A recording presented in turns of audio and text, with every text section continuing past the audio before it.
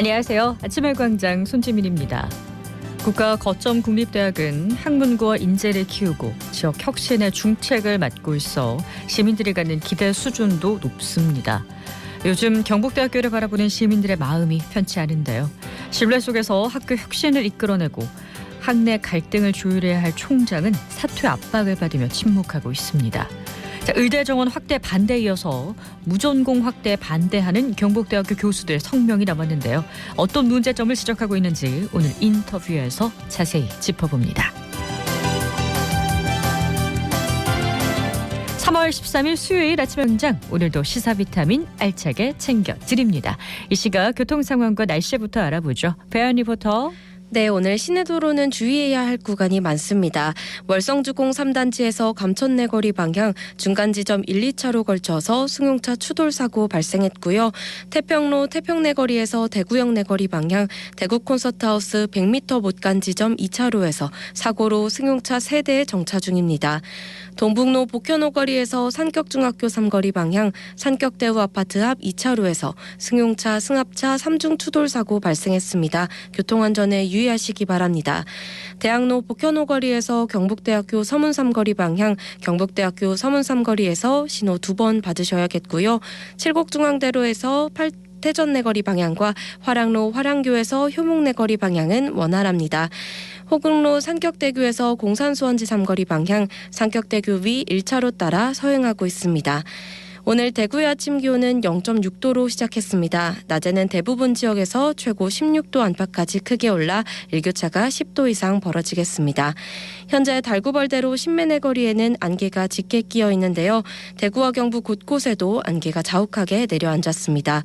오늘 아침 칠곡의 가시거리는 80m, 대구는 90m로 가시거리가 200m가 채 되지 않는 곳이 많습니다. 출근길 안개 유의하셔야겠습니다. 현재 대구의 기온은 2.9도, 습도는 90%입니다. 지금까지 배아연이었습니다.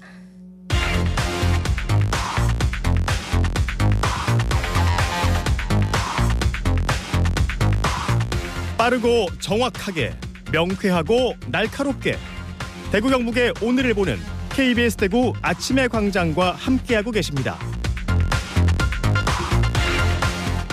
네, 대구 경북의 조간 브리핑으로 이어가죠. 오늘 아침 뉴스 중앙일보 백경서 기자 나오셨습니다. 안녕하세요. 네, 안녕하세요. 네, 첫 소식 볼까요? 네, 대구시가 국립치의학연구원 유치를 추진합니다.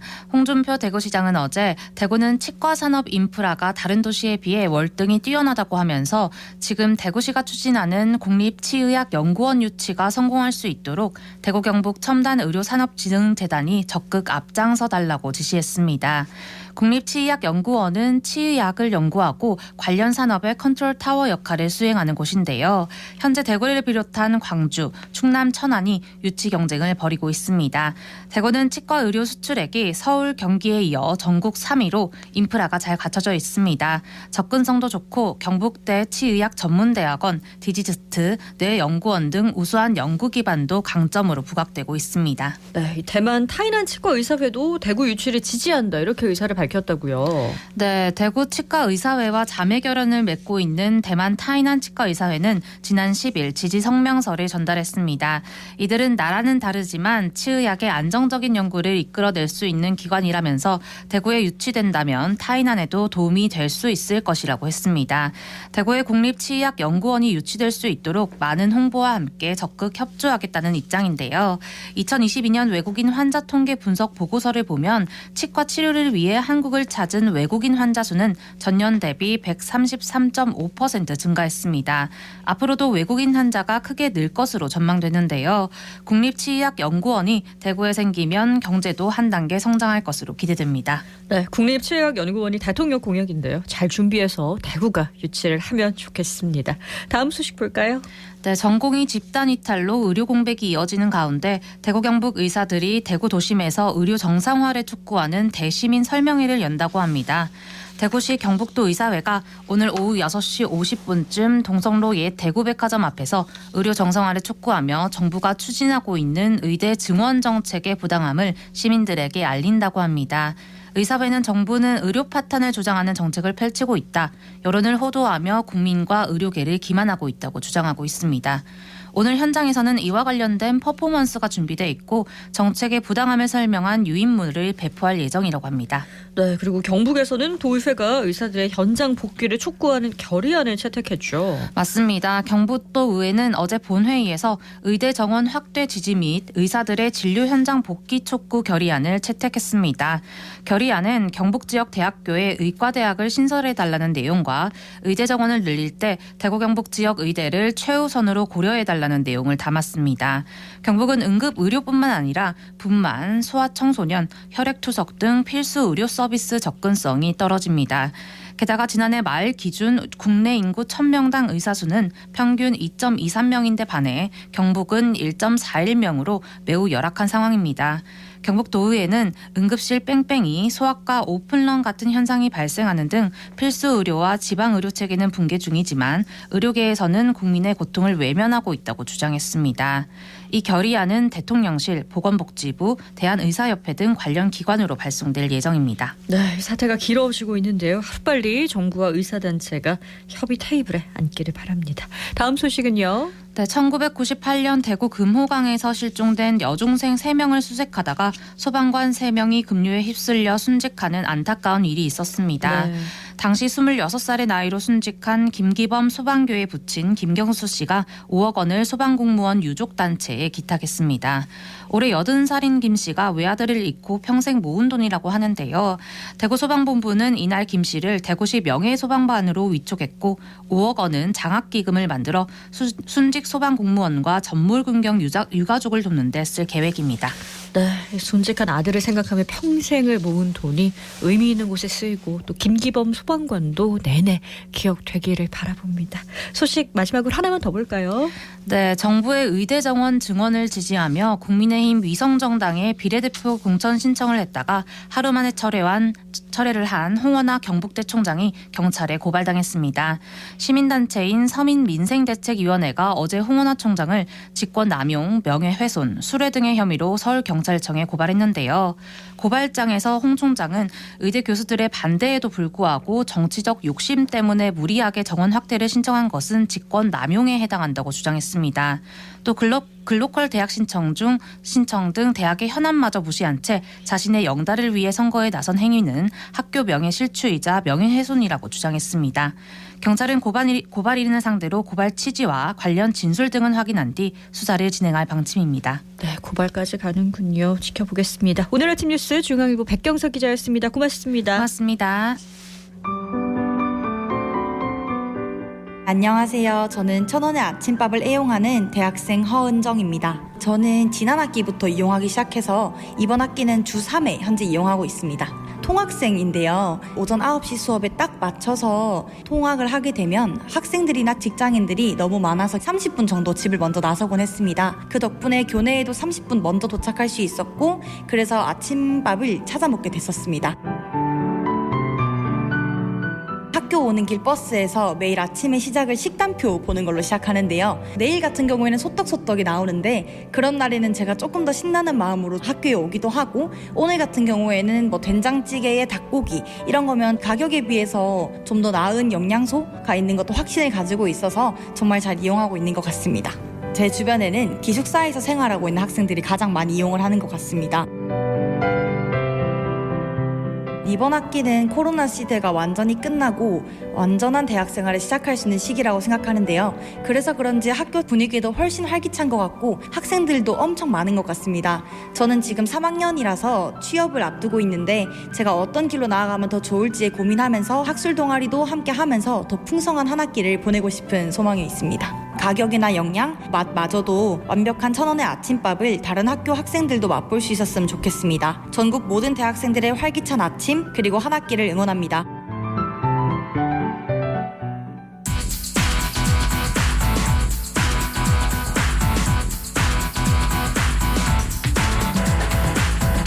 우리 사회 곳곳에서 활동하는 사람들의 다양한 삶의 모습과 그들이 전하고 싶은 이야기를 듣는 인터뷰입니다. 자, 오늘 아침 뉴스에서 경북대학교 홍은아 총장이 고발당했다는 소식 전해드렸는데요. 의대 증원과 비례 철회 논란에 더해서 또 다른 문제가 하나 더 있습니다. 바로 무전공 확대를 반대하는 목소리인데요. 경북대학교 국어국문학과 김진훈 학과장과 자세한 이야기 나눠보겠습니다. 스튜디오에 나와 계시거든요. 안녕하세요. 예, 안녕하십니까. 네, 지금 3월입니다. 보통 같으면 캠퍼스가 좀 들뜨고 활기로 가득 찰 시기인데 우리 지역을 대표하는 국립대죠. 경북대학교는 좀 어수선한 상황입니다. 그런데도 이렇게 자리해 주셨습니다. 제작진의 대표에서 제가 감사하다는 말씀부터 드리면서 시작을 하도록 하겠습니다. 예, 불러주셔서 감사합니다. 네. 자, 최근에 인문사회계열 일부 학과 교수들이요. 무전공을 확대하는 구조 조정안을 철회하고 전면 재검토해달라 이런 성명을 발표했습니다. 그리고 이제 이번 주에 인문대 교수회 성명도 나왔습니다. 인문대에 속해 계시니까 좀 자세하게 여쭤볼까 하는데요. 이게 무전공이라고 하면은 학과를 정하지 않고 입학을 하는 전형인데 학교가 어떤 식으로 이 안을 추진하고 있는 거죠? 예, 지금 기본적으로 이제 자율 전공을 바탕으로 해가지고 이제 국립대 육성 사업 기준으로 하면은 1유형이라고 하면은요. 네. 이제 학교 내에 있는 뭐 의학 보건 계열이나 사범 계열을 제외하고 어느 전공이나 이렇게 선택할 수 있는 전형이 있고요. 네. 지금 문제를 저희가 이제 제기하고 네. 있는 부분은 2유형이라고 그래서요. 네. 예, 단과대나 뭐 계열 등등 내에서 네. 이제 선택을 할 수 있는 좀 더 제한된 범위 내에서 선택을 할 수 있는 전공이라고 말씀드릴 수 있습니다. 그렇군요. 그러니까 인문대학교 내에서 선택할 수 있다던가 하는 이 안을 기준으로 지금 얘기를 나누고 있는데 자, 1년을 공부를 하고 한 두세 개 학과 중에서 전공을 선택을 하는 거니까 자율전공이랑은 아예 좀 다르다고 봐야 될 것 같아요. 이 원래 취지는 사실 단과대 기준으로 하면은 자율전공이라는 이름 자체가 모든 단과대 학과를 선택할 수 있는 네. 게 맞죠. 예, 그렇기 때문에 그런 식으로 운영된다고 한다면은 좀 더 이제 정상적인 운영이 가능하다고 저는 폭넓게. 네. 믿는데 현재 안은 이제 인문대 기준으로 할 경우에는 영문과, 일문과, 국문과 이렇게 이제 세 개만 선택할 수 있도록 네. 일단 안이 나온 상태입니다. 그렇군요. 자, 그러면 교육부가 올해 초 정원을 20에서 30% 안에서 무전공을 확대하는 방안을 발표를 했었는데 이때 이제 대학이 반발이 컸었고 철회한다는 발표도 있었습니다. 근데 지금 이렇게 또 경북대가 추진하는 무전공 확대는 대학교 내에서 그러니까 경북대만 자체적으로 추진을 하는 건가요? 그건 아니고요. 이제 네. 전체적으로 발표했던 안을 조금 이제 완화시키고 속도를 좀 조절한 안이라고 볼 수가 있습니다. 그래서 사실상 이제 이 안을 완전히 올해 모든 거를 마치라기보다는 네. 이제 준비를 좀 더 해서 이제 내년까지도 이렇게 제도적으로 좀 준비할 기간을 여지를 준 뭐 그런 안이라고 볼 수 있겠습니다. 그렇습니다. 자, 일단 경북대에서는 무전공 확대를 좀 추진을 하고 있는 중인데요. 방금 이제 인문대학교 같은 경우에는 국문, 영문, 일문 중에서 선택을 해서 해야 된다. 이런 식으로 말씀을 하셨는데 그렇게 됐을 때 어떤 문제가 좀 발생을 하기 때문에 성명서까지 발표가 된 걸까요?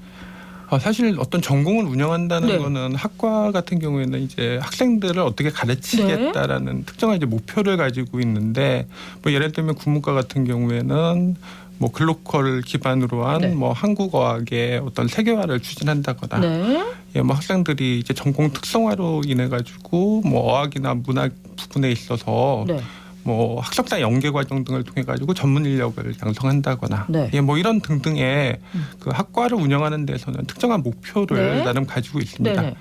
그런데 이제 영문, 일문, 국문 이렇게 떠올려 보시면 아시겠지만 이제 과연 이 세 학과를 하나의 묶음으로 해서 학생들을 선택권을 주는 이제 학교에서 받았을 때 이 학생들에게 저희는 어떤 교육적인 목표나 저희 가치관을 제시를 해야 되는데 그러면 어떤 목표를 가지고 이 학생들을 가르칠 것인가 최소한 이제 이런 부분들에 대한 충분한 고민이 바탕이 돼서 이 전공을 시행을 해야 될 것 같은데 사실 이 부분에 대해서는 그 누구도 현재 알고 있지 않고 이 부분에 대한 고민보다는 예를 들어서 그냥 숫자를 각각 나누어서 배분한 다음에 이제부터 이 학생들을 어떻게 가르칠지 생각해 봅시다. 그러니까 좀 순서 자체가 굉장히 좀 본말이 전도된 그런 상황이라고 볼 수가 있겠습니다. 그러니까 교육제도 같은 경우에는 어떻게 가르칠 것인가를 먼저 정한 다음에 선발을 해야 되는 것이 맞는데 지금은 선발부터 한 다음에 어떻게 가르칠지 정하자 이런 방식이라는 건가요? 예.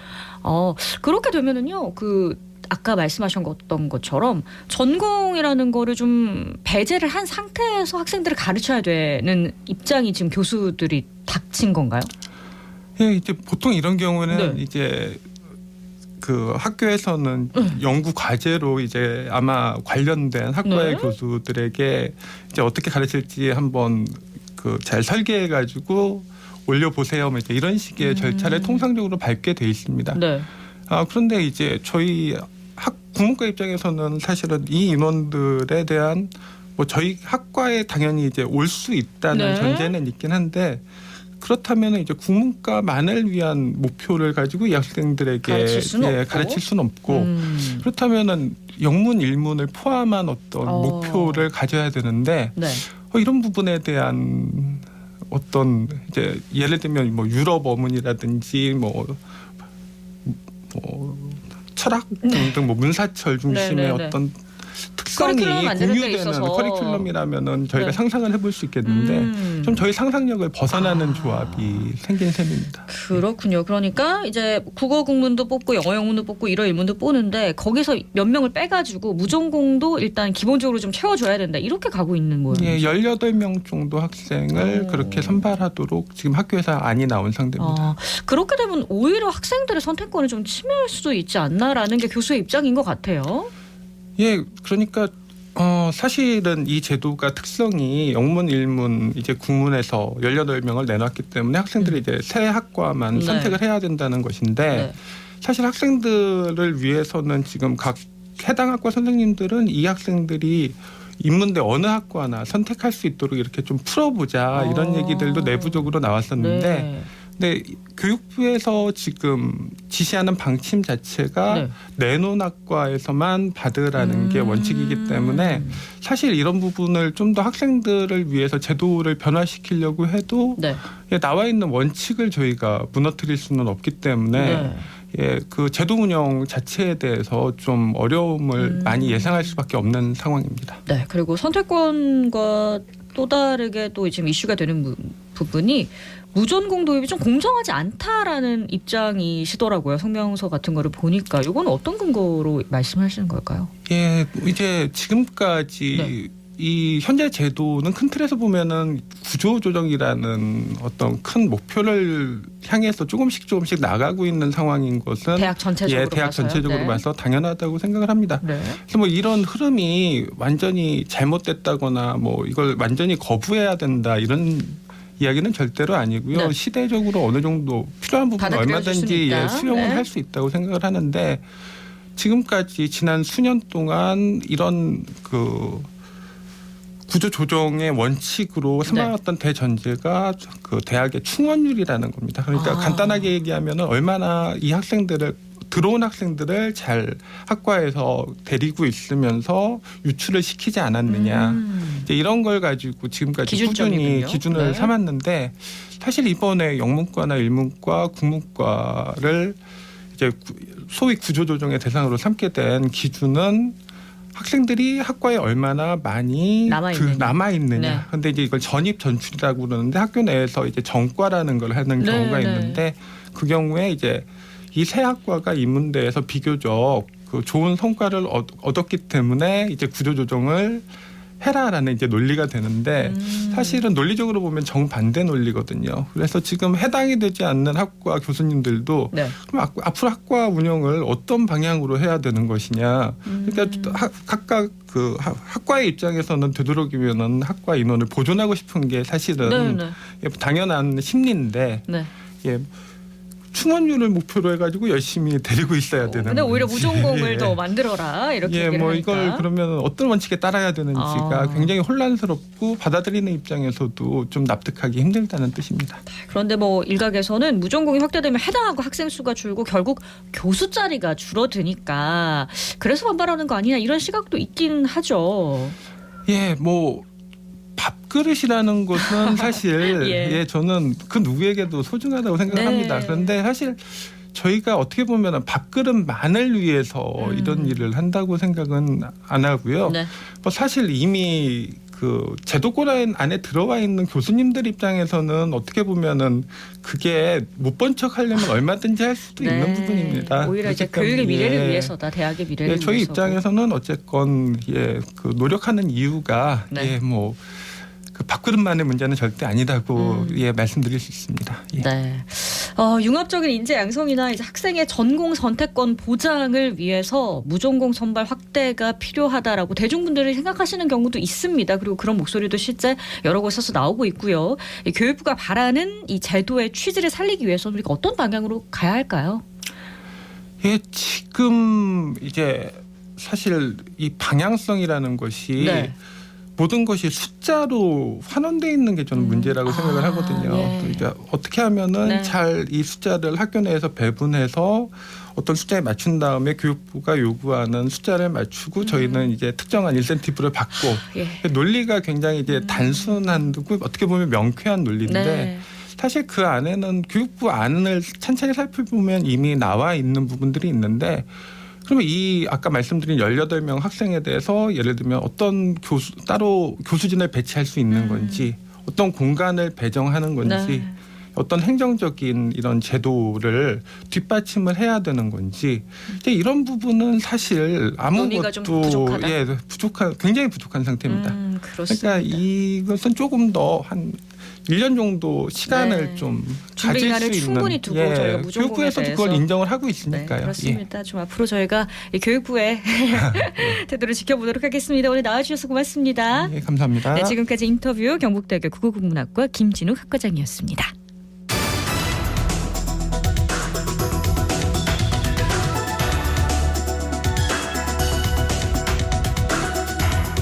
대구 의정참여센터 활동 살펴보는 시간이죠. 백경록 운영위원 연결합니다. 안녕하십니까? 네, 안녕하십니까? 네, 총선이 얼마 안 남았습니다. 대구시의회나 기초의회 분위기가 궁금한데요. 어떻습니까?